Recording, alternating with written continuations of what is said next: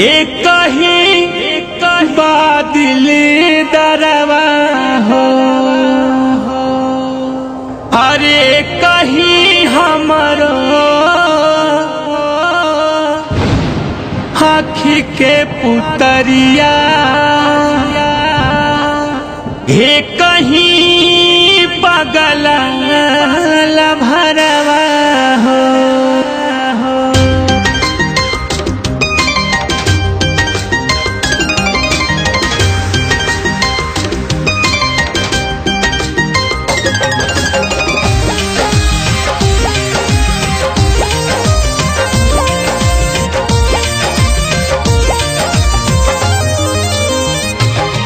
भगवान के दिहल तोहफा, ये चीज बड़ी ही अनोखा। भगवान के दिहल तोहफा, ये चीज बड़ी ही अनोखा।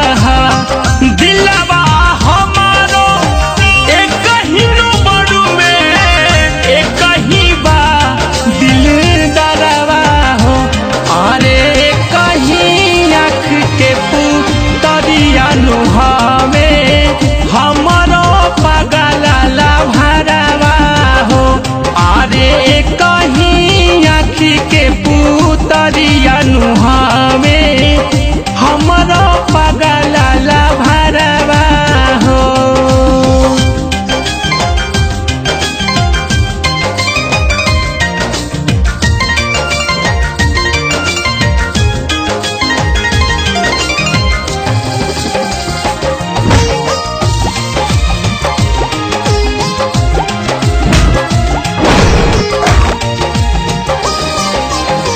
केहू करे प्यार, केहू करे खिलवाड़ हो, चाहे बियाहल हो के चाहे कुंवार हो।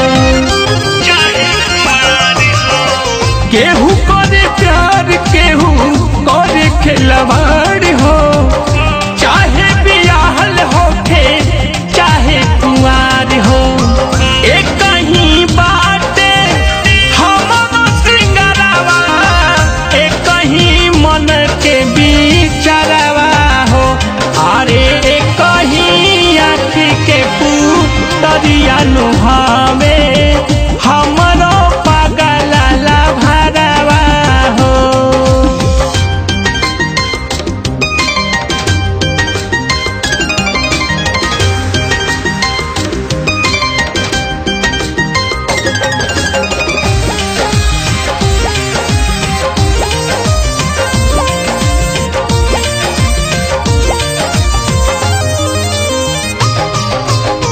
मन होला मंदिर पूजा होला नु प्यार हो, पाठक रोहित से चले संसार हो।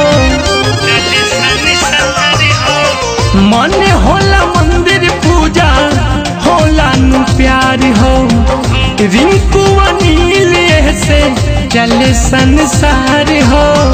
एक ही रोहित अमित यारावा, एक ही प्राण के